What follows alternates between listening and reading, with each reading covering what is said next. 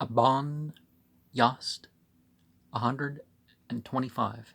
Offer up a sacrifice, O Spitma Zarathustra, under this spring of mine, Ardve Sura Anahita, and so on. 126.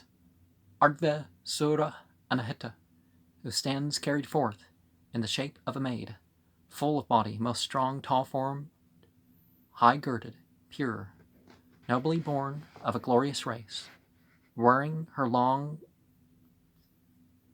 a mantle fully embroidered with gold, ever holding the barisma in her hand, according to the rules, said 127, right? She wears the square golden earrings on her ears forward, and a golden necklace around her beautiful neck. She has the nobly born Ardve Sura Anahita, and she girded her waist tightly, so that her breasts may be well shaped, that they may be tightly pressed by the, well, if you artificially, if you tie right there, I guess it draws more attention there, but you kind of, that can't be healthy. 128.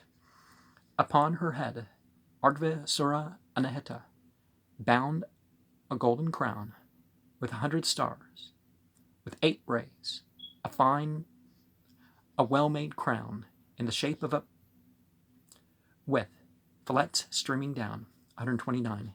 She is clothed with garments of beaver, Ardve Sura Anahita, with the skin of 30 beavers, of those that bear 4 young ones, that are the finest kind of beavers. For the skin of the beaver that lives in the water is the finest colored of all skins, and when worked at the right time, it shines to the eye with full sheen of silver and gold.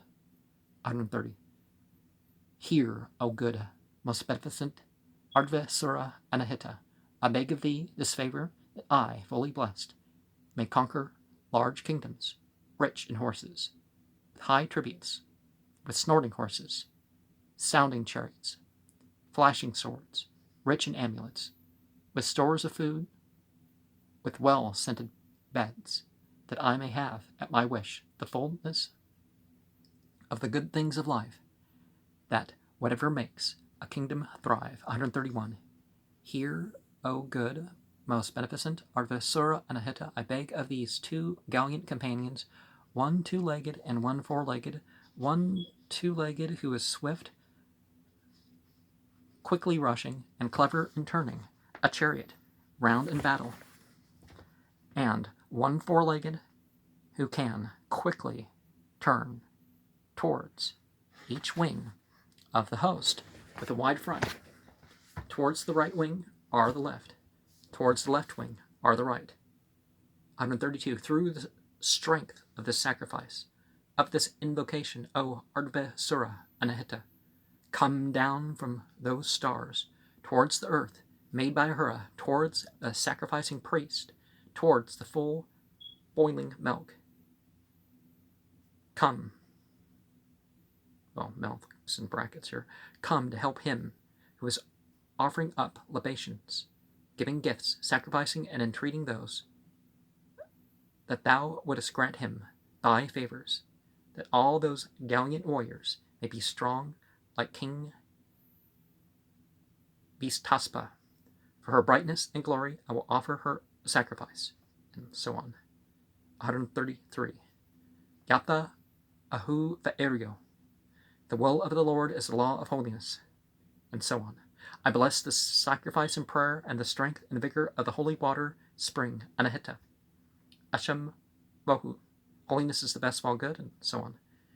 Give unto that man brightness and glory, and so on. Give him the bright, all happy, blissful abode of the holy ones.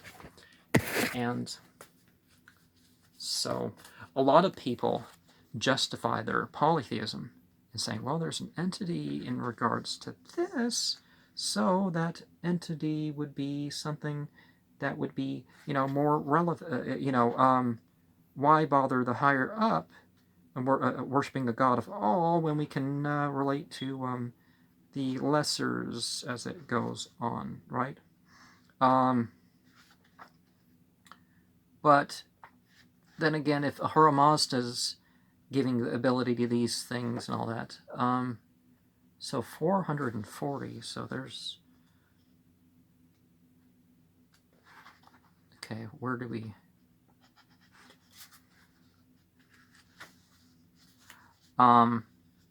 So we have the reference in the verse,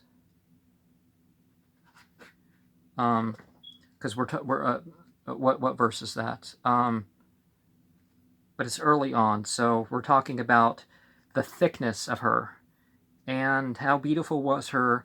In a lot of mythologies, what's said in verse 7, they make some sort of reference to her haunch, because not just shapely upper body, they're going to be into some shapely lower body too.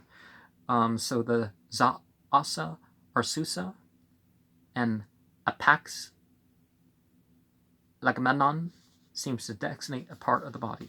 Well, yeah. And so we move forward, and so something used in the worshipping, the longing for men. So the Paetis Marente in Pahlavi, whom eat teen eat. And we're seeing heavenly prototypes of the Mazdian sacrifice as it was shown to men by Zarathustra. And, you know, this is a common thing in reference to these prophets, is that they were not only had revelation, they had inspiration in terms of the rituals, and sometimes beings would show them how to do the rituals. I've had a dream myself where an entity performed a ritual, and I made notes about that. Ha'ashyanga was the first king of the Parabata Pasha Dadyan dynasty. It is related in Ferdowsi's Shahnameh that he was the grandson of Gayo Marath, the first man and king, and the son of Siamak, that his father, having been killed by the Black Thief, he encountered him at the head of an army of lions, tigers, birds, and Paris, and destroyed him. Birds, and I'm not sure what a Paris. And then he succeeded his grandfather and reigned supreme over the 7 Keshvars of the earth. You know, Keshvars like a continent. And moving forward to something, there's a doubtful reading in verse 21. So the enclosure we're talking, this is the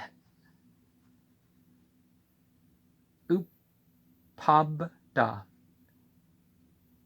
is Upabanda as Thribda.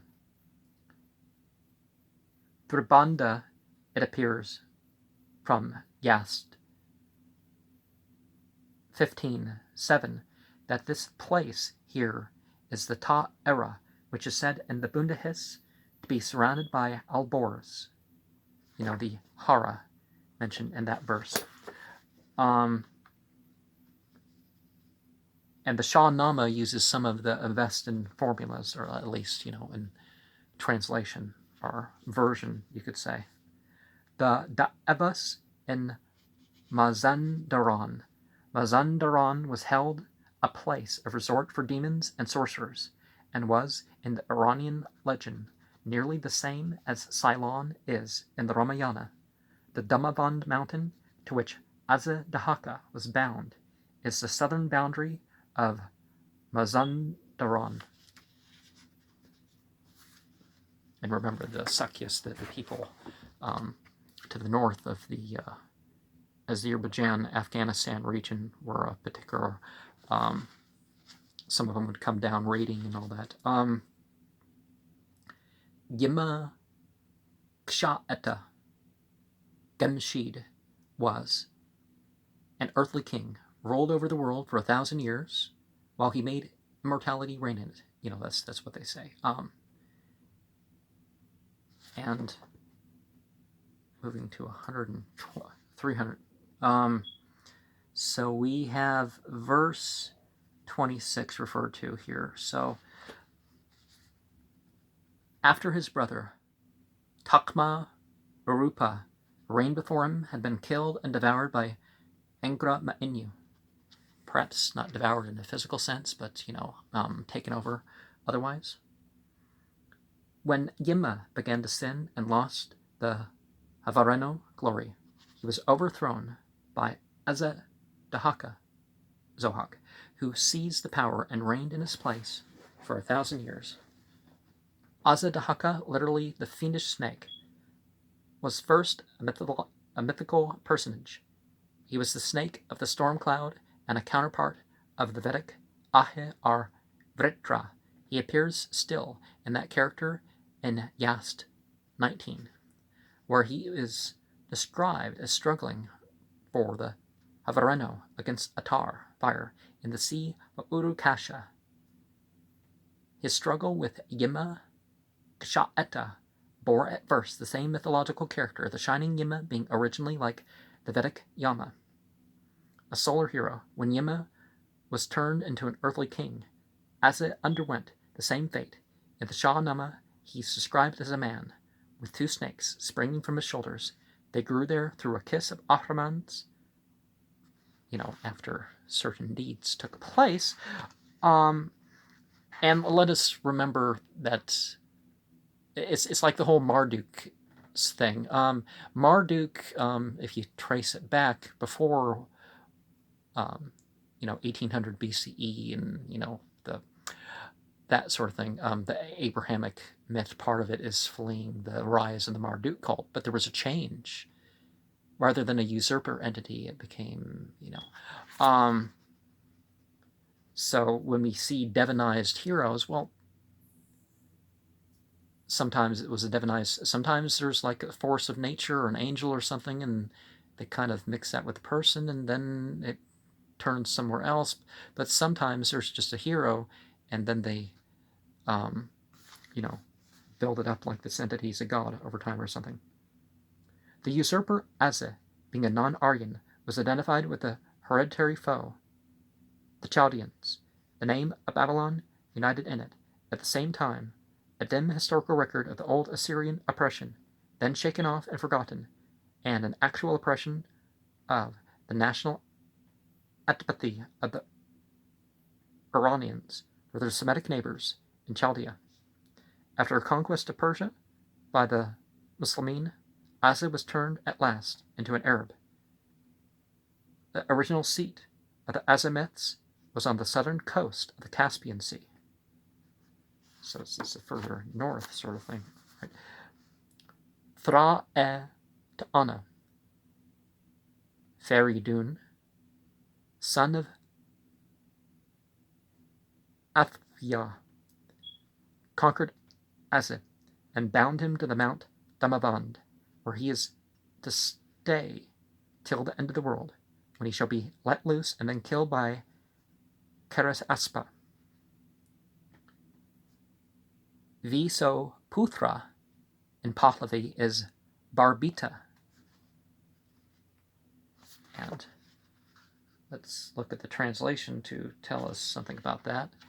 We are in verse, we're talking about the air in verse, H-E-I-R in verse 33. Modern translations suppose Varna to have been the region of Galan, and because of its proximity to Mazandaran and Mount Damavand. The two daughters of Yima, who had been ravished by Asa, they are called in the Shahnama Shah-Rinaz and Arnavaz, Savangavak, I'm sorry, that's the source. Thra-e Ta'ana delivered them and then married them. He had a son, Aeriu from Arnavaz, and 2 sons from Shah Ranaz, Tura and Sa-irima. Aeriu, Tura, and Sa-irima became the kings of Iran, Turan, and Rum. Karasaspa, Garshasp, one of the greatest heroes in the Avestian romance, although Ferdowsi has all but passed him over in silence, and there's feats mentioned in the Yasna and the Vendidad. The Piscine Valley, south of Kabul. Doesn't Kabul have one of the one of the 2 pre-Quranic, at least Quran on Earth, whatever, fire temples, as in it's been being used consistently since before that. It was in the land of Kabul that Karasaspa legend had its rise, or at least it was localized there. It is in the plain near the Piscine Valley that Karasaspa lies asleep till the end of the world comes. A Parsi poem of the very late date gives further details about Gandharva. It was a monster who lived in the sea, on the mountain, and on the valley. He was called Pashna Zara because the sea did not go above his heel. But this was the Avestan epithet Zaire Pashna, the golden-heeled. Sometimes a term is not understood in one language versus the other, so certain things arise. It's like Urdu. Urdu, just because Urdu is a combination of Farsi and Arabic and Hindi and who knows what else, doesn't mean that if you know what a word means in one language versus the other, The Zend Zaire being mistaken for the Persian Zara, sea. His head would arise to the sun and rub the sky. He could swallow up 12 men at once. Some of this stuff means something when it gets exaggerated. Well, what does that mean, or what does that do? Sometimes they're just trying to make the story, more amazing and more interesting as it goes on. But Karasaspa fought him for 9 days and 9 nights altogether. He drew him at last from the bottom of the sea and smashed his head with his club. When he fell on the ground, many countries were spoiled by his fall. In the Vedic mythology, the Gandharva is the keeper of Soma, and is described now as an entity now a fiend, according as he is a heavenly Soma priest, or a jealous possessor who grudges it to man. What was the original form of the myth in Mazdaism is not clear. In the Shahnama, he appears as the minister of Azza Dahaka.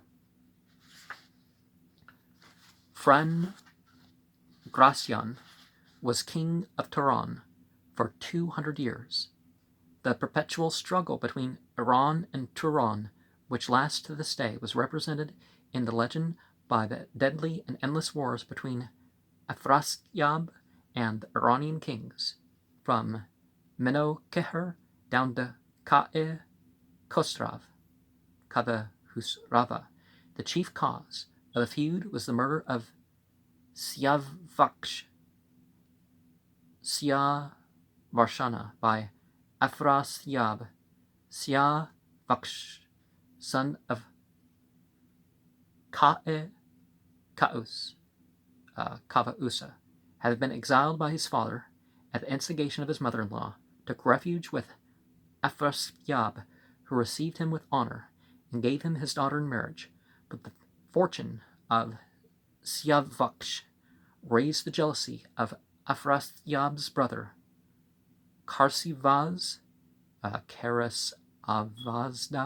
who, by means of calumnious accusations, extorted from Afrasiab an order for putting him to death. Siavarsh was revenged by his son, Ka'e Khosrav the grandson of Afrasiab. Han-Kana. Ferdowsa speaks of a cave on the top of a mountain near Barda, on the frontier of Adar Ba'agan, where Afrasiab, when defeated, took refuge, and was discovered by Ka'e Khosrav. That cave was called the Cave of Afrasiab.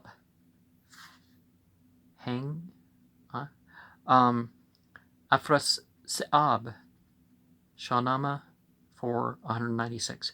In an older form of the legend, that cave was a palace built underground with walls of iron and 100 columns.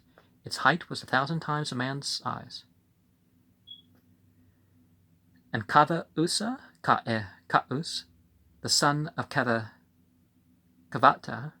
Ka'e Kobed, and the father of Siavaksh, was the second king of the Kayanian dynasty. And I have a book about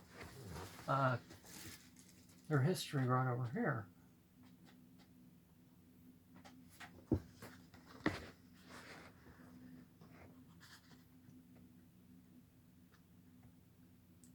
Mount Erez-Ifya has been supposed to be the same as Sarat-Fe months in Batlama'as, which stretch between Margiana and Ariana. And so 341, we have a lake in Azerbaijan,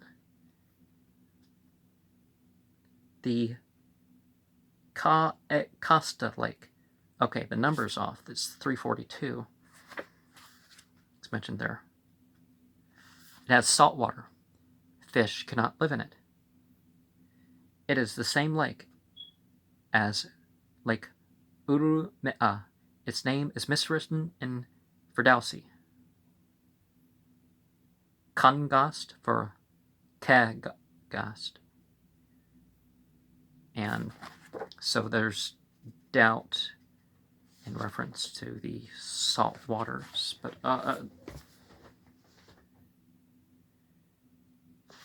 and you know there was a leading in pursuing the adversaries, and then there's some doubt again in referencing the front of the team, that he may not pass through and all that. We have the White Forest mentioned. No, it's not just a forest, it's the White Forest. And Urvasara is, the murderer. And then we have doubt in regards to the fierceness and thing, but certainly trying to, such an individual would be trying to escape and vying in horses and all that. Tusa in the Shahnameh. Tus, one of the most celebrated Pahlavians of Ka'e Khosrav. He was the son of King Na'atara, Nodar. He offers not a full sacrifice, being on horseback, and just like your rituals, if you're stuck on a in your ride or something, and it's not safe to just even in a traffic jam, you can't necessarily get out of your vehicle and and actually perform your rituals that way.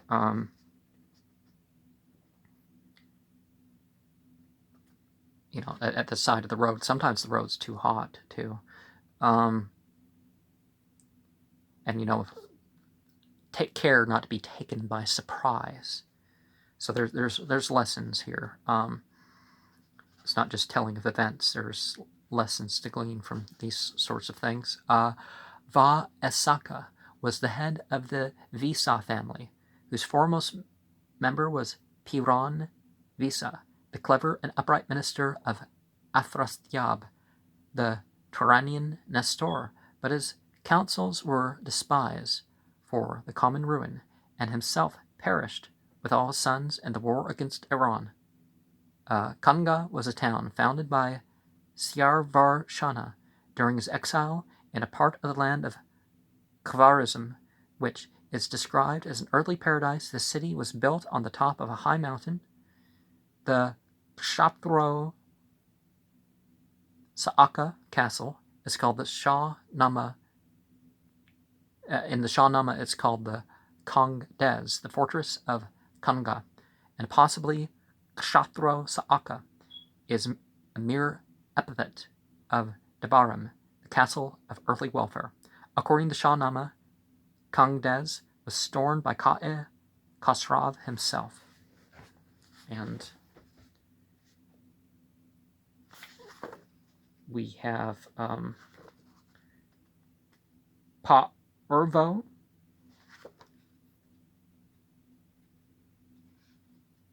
as the myriads here that we're referring to, and so but anyways, the man of primitive faith, the Pa-O-Irio, the Ka-Esha. The sacrifice he offers is quite a Zoroastrian one. An allusion is made in what verse is this? Verse 61, to a myth belonging to the Thra-e-Ta'ana cyclus, of which no other trace is found in the Avesta. It referred most likely to the time when Thra-e-Ta'ana, on his march to Baure, the capital of Aze, arrived at the Tigris, the Ranga. An angel then came and taught him magic to enable him to baffle the sortleges of Aze. We have in this passage an instance of his talents as a wizard, and one which helps us to understand why Thra-e-Ta'ana is considered as the inventor of magic, and his name is invoked in spells and incantations. And with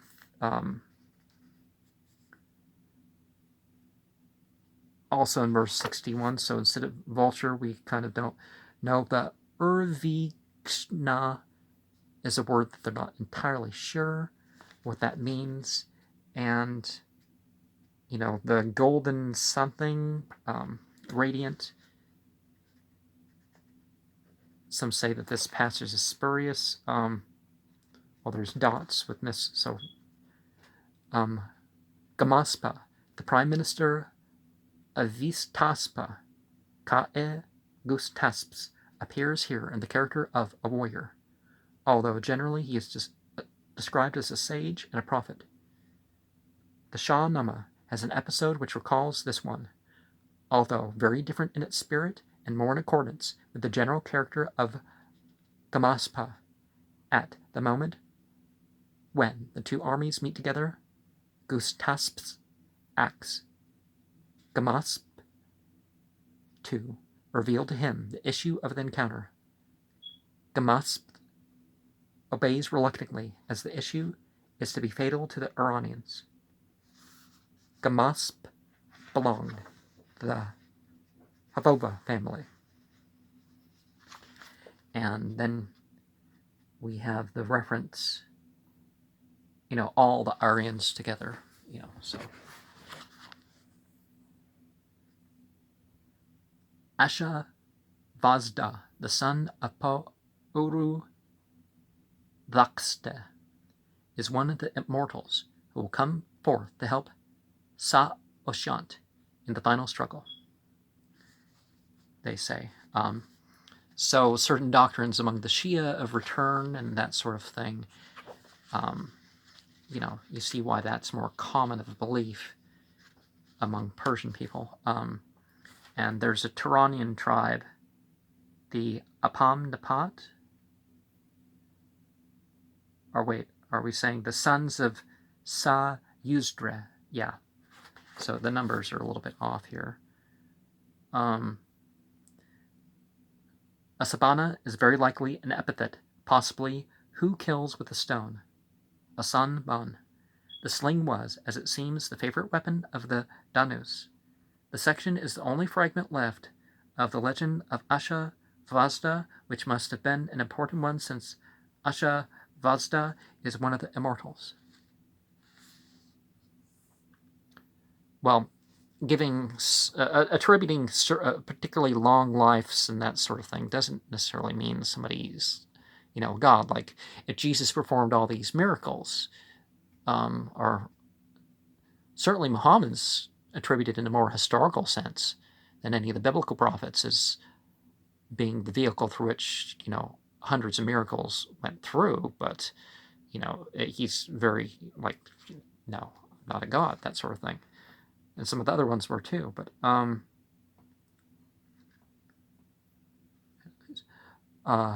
this Ta'uru being the son of Na'atara, the brother of Tusa, which identifies him with Gustahum. In the Shahnameh, Nodar had two sons, Tus and Gustahum.